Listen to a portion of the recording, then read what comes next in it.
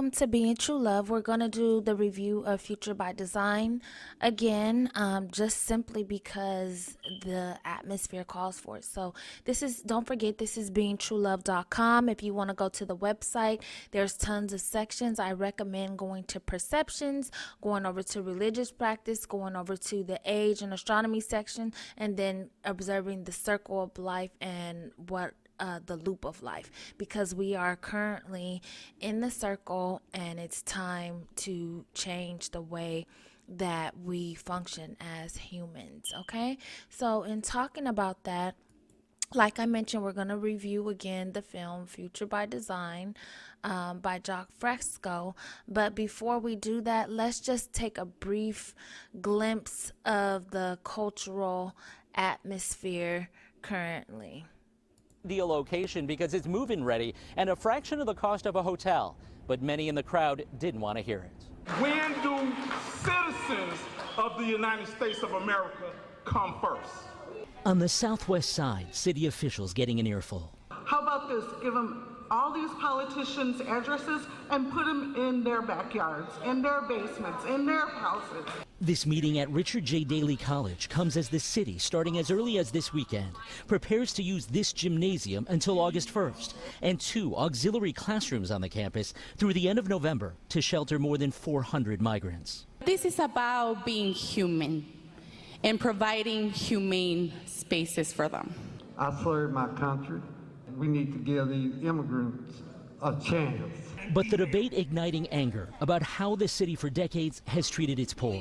We do not take care of our own people. There's no resources taken from our shelter system and the housing within our shelter system, as well as outreach agencies who are providing services on the street. This gathering comes a day after the city council at a heated meeting approved $51 million in emergency migrant funding. That money only expected to last through the end of this month. You speak very much about the money. It's our money. Every dollar you give is our money.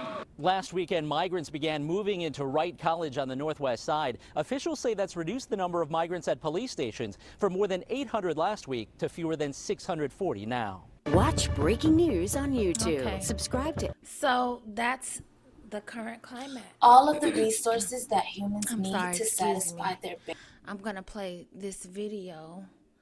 So this is kind of the introductory of why I'm doing this today. I did this video some time ago, and as you could see, because the country is in chaos, the globe is in chaos, these people, the migrants, they are flooding New York City, flooding Chicago, and they're being placed mostly in the inner city, and people are becoming just increasingly upset. Let me show this one other video. This happened to be on Fox News. I don't have any real bias of any news. I watch all the news channel because I'm not subscribing to their ideology. I just watch every channel so that I can have a visual of what's going on. But here's an excerpt most recently. Parents in Brooklyn outraged after the city decided to use their kids' school to house migrants who had to be evacuated from the Floyd Bennett field during yesterday's storm. It's disgraceful. The city government is commandeering the school to house illegal aliens. These are the warming buses. There's about 4 of them here parked in the West Loop. You can see porta potties right behind them. And this is where some families will stay and wait for a warm bed, maybe through tomorrow's storm. But despite a new shelter opening up, there's still not enough space.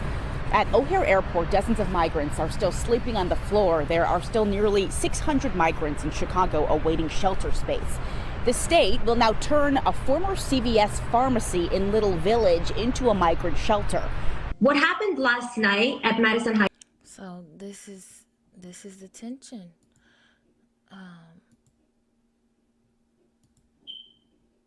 A New York City high school who booted its students for a day. They went to remote learning because a high school principal named Jody Cohen at James Madison High School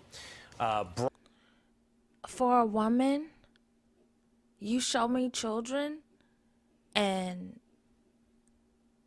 my mother instinct activates. I don't know what they're running from. We can imagine, though. We'll take a look at that. But there are children included in this. Brought in illegal immigrants for an overnight stay, she says, due to flooding in heavy torrential rain in New York City. Trying to find somewhere to go. On Tuesday. Well, she's received a lot of pushback. She's received a lot of backlash in response to that decision, booting American students in favor of Look at that little boy, illegal immigrants. She said the following on a Zoom call. She said, "Please know that I put your kids first. I do what I do because I care about children. And I find it offensive that people are putting things on that chat. I don't understand how people who never come on a Zoom like this could take an opportunity like this evening to throw mud. This is for one night." So what this person is reading is a school principal allowed for migrants to be placed at the school for a night, and the parents erupted in a chat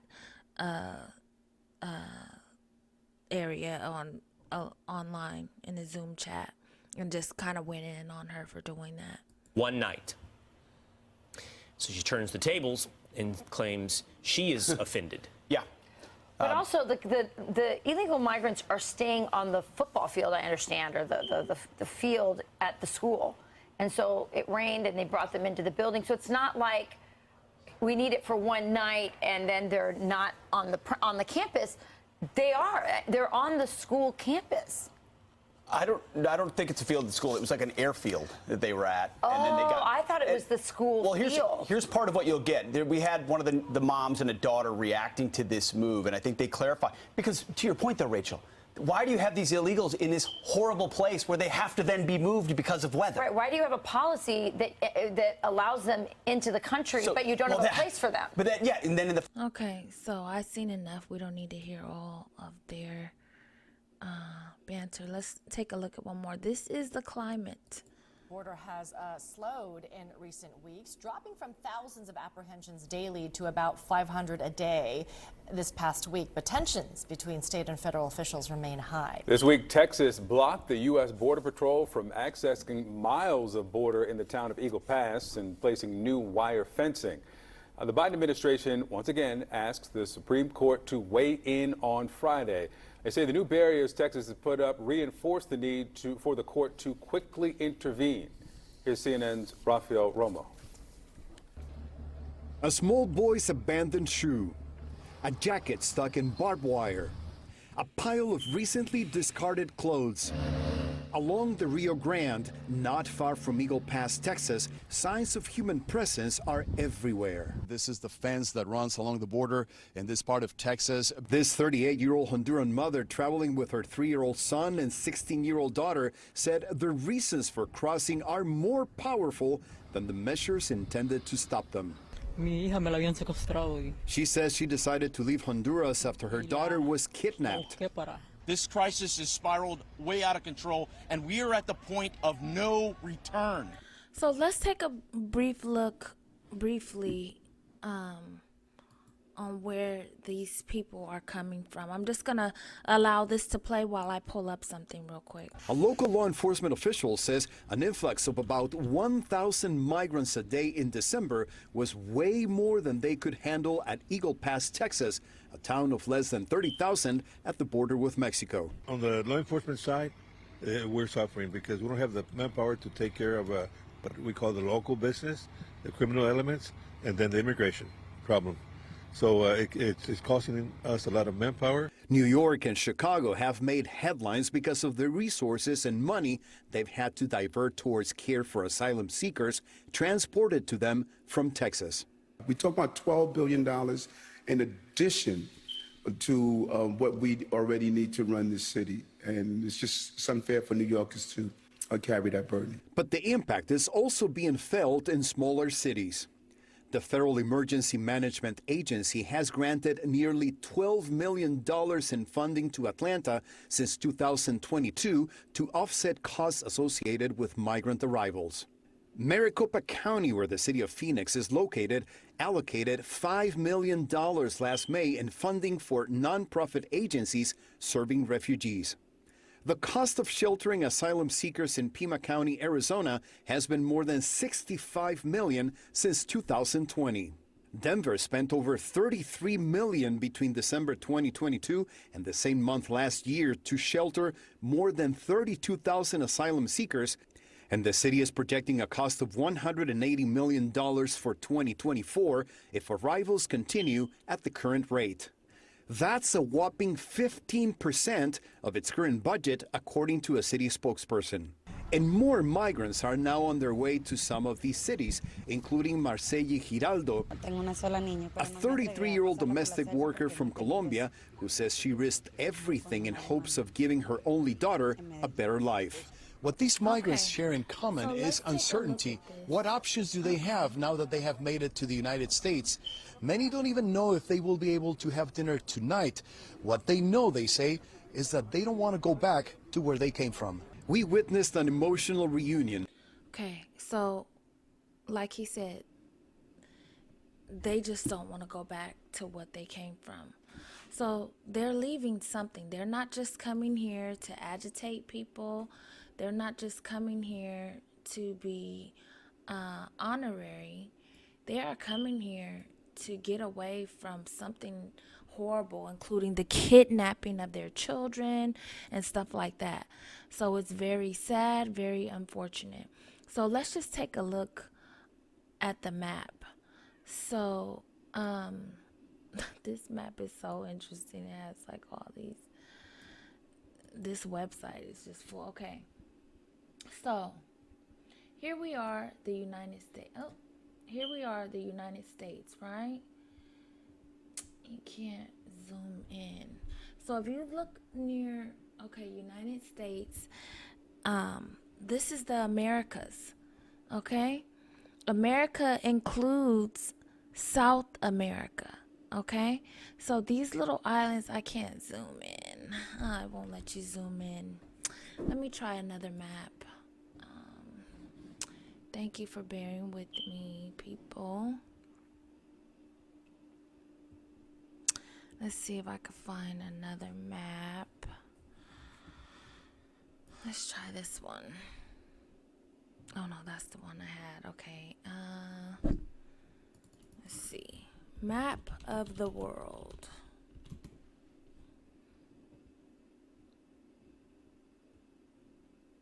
Okay, let's try this one. Okay.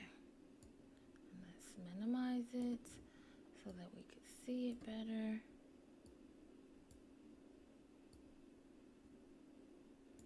Okay, let's see if I'm able to zoom in. Okay, yeah, a little bit. All right, so the United States of America is America, right? But these countries here are also considered South America, okay? So what, ooh, that's pretty close. Okay, that, what in the world? Oh, goodness.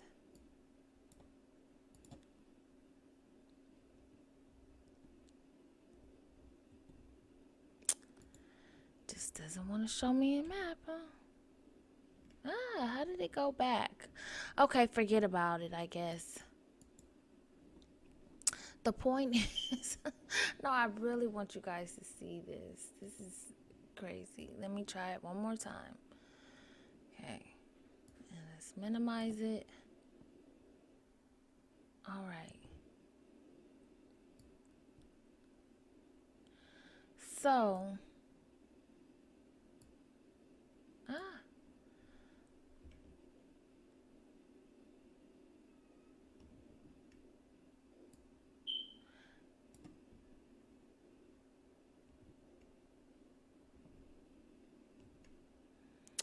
So, these countries here, if you see the United States of America, I don't know if you can see my cursor, but if you can see the United States of America, then Mexico, all of these countries are considered South America. And when Christopher Columbus came here, when he said he came to America and saw these dark-skinned people, he was talking about Dominican Republic. The island of Dominican Republic is just, if you can see where it says Cuba, Haiti, Dominican Republic on the map, Cuba is kind of right off the coast of Florida, and then there's an island, and one side of the island is Haiti, the other side of the island is Dominican Republic. That's where Christopher Columbus came into. But Venezuela and Honduras and all that, if you see at the top of where you see Brazil, if you go up to the top, you see Venezuela, all of that, all these countries in the America, except for the United States, have been suffering since that arrival. And when you're over there, there's lots of beautiful people, lots of melanated people with nice skin tones, nice body figures, nice hair. Their lifestyle, their children, everything that they were left with has been consistently been devoured by masses and masses of politics over the years. So that's all we'll say. Let's close this out and let's get to the film, because the purpose is for me to tell you about the solution I propose. Okay? And so before we jump right into the solution itself, let me show you this quick video that I did on YouTube a while ago. All of the resources that humans need to satisfy their basic physiological needs are provided by the earth. Okay, so what I said there, absolutely true. All of the resources that humans need, all are provided by the earth. Okay? Food and water come from the earth, and the earth does not regulate human consumption. It exists for the taking. And that's literally the water that we have on the globe is the same water that's been here when your ancestors were here, when your grandma was here, when your mother was a child, when your great-great-great-great-grandfather. We're working with the same water. The same water. So it's not that we get new water. When it rains, that's just the water going up into the atmosphere, forming a cloud like steam, and then pouring back over. We have the same water that's been here, and there's more than enough. Fruits and vegetables come from the earth. And like I said in my video, the earth provides it. The earth doesn't regulate how much of it we can have. It exists for the taking.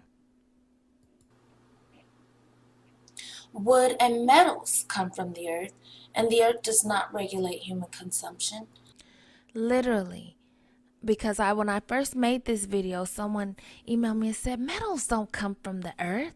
What are you talking about? We don't get metals from the earth. Yes, metal comes from the earth. Iron has to be ored, but it's also available. Let me just show real briefly on the periodic table. Let's see. Periodic table of elements.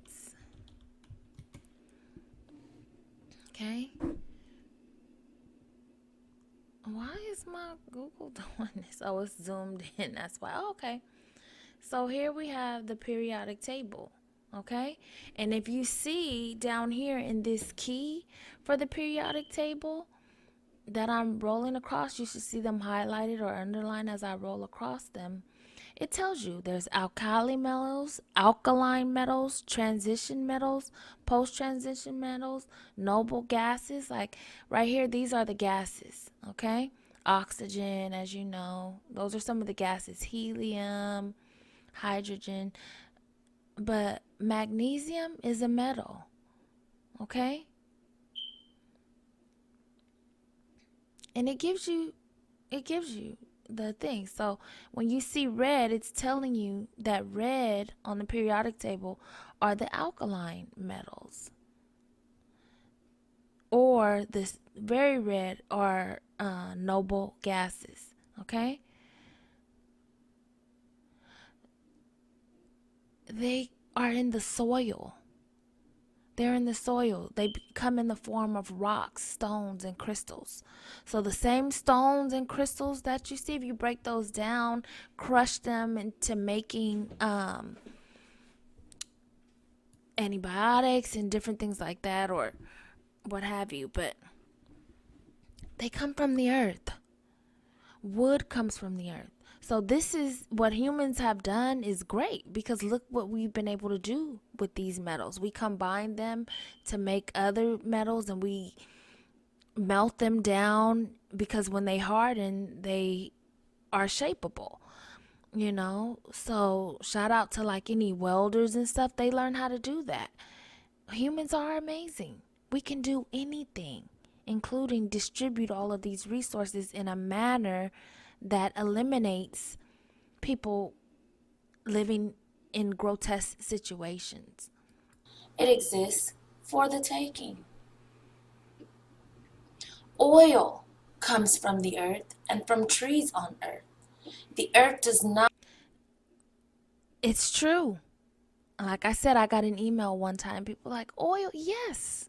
When you hear people talk about the essential oils and stuff like that, yeah, they come from the earth. Same like the oil and gas that you put in your car. If you ever remember that Hillbilly show, it'd be like, and it struck oil, Texas tea. You know, you dig deep enough in the ground in some areas, and boom, you're gonna strike oil, and it's gold. Okay, it's gold when you do. They call it black gold.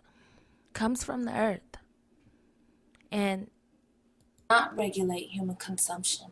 It exists for the taking. Electricity and energy are complements of the earth, and the earth does not regulate human consumption. Literally, the earth is vibrating. Anything that vibrates has an electrical charge, including us. That's why if you stick your finger in an electrical socket, you can over circuit. That's the only reason why you're able to get electrocuted, is because you can over circuit, because you are an electrical circuit. Electricity comes from the earth. And if you don't believe me, just stand outside during your next storm, and when you hear those crowds crackling, boom, and all of that, that's the electricity that comes from the earth. If you're ever a cross-country traveler, or even an interstate traveler, you'll see those little windmills like here that they're conducting the electricity. That's what they're doing. They're moving it in a certain manner, because it's wind and it's a mixture of things that generate it. It's charging. It's charged.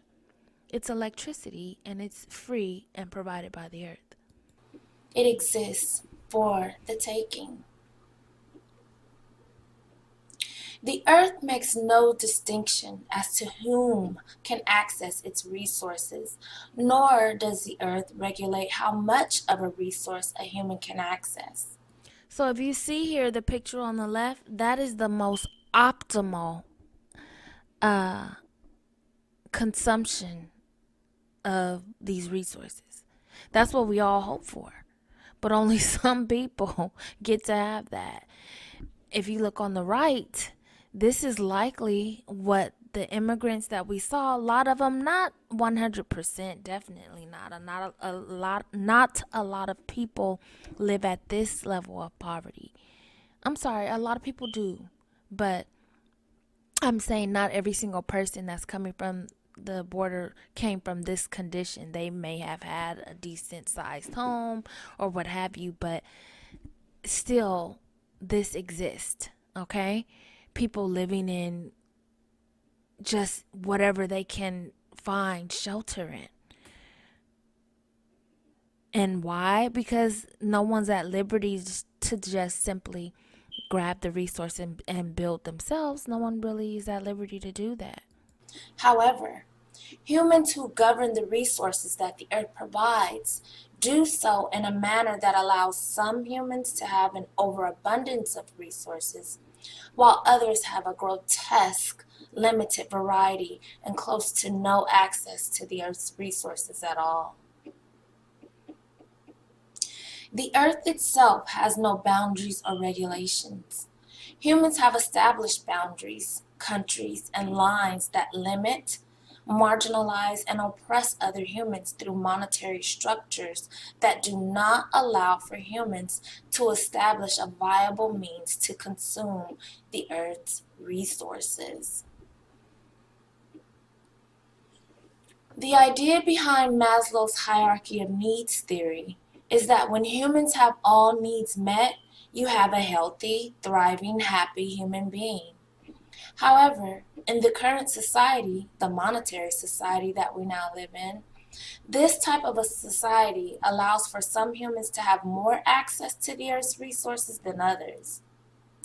Humans who have trouble getting their basic physiological and safety needs met are left in a primitive state of being, the id self. The id self is the primitive human self, and the id may be willing to forfeit morals and good judgment in exchange for survival. Hence, a society that allows humans to access the earth's resources. So when I'm talking about the id self, I'm talking about the animal inside you. Everybody has a monster inside of them, okay? But when you're living with ample resources, it won't be activated. But when you get down to having to scramble for food, having to eat out of trash cans, having to find shelter, the id self might be activated, and that's bad. Because people in id are not thinking clearly. They're thinking about getting their needs met. And you don't want to be around people who are constantly in id. When you are in any hood, that's what you're looking at. You're looking at people that are navigating life, trying to survive. And when you're trying to survive, you are closer to your id self. Resources, such as a resource-based economy, rather than a monetary-based economy, would allow humans to evolve from their primitive state and function as the highest self instead of worrying about how to satisfy basic needs. Humans should not have to worry about how to sustain their basic need for food, water. Okay, and so that's available on the channel. I'm going to stop this video here, and when we come back, I'm going to get into the second review of the film Future by Design, which was the purpose of this live. We're going to jump right into it when we come back, okay? That was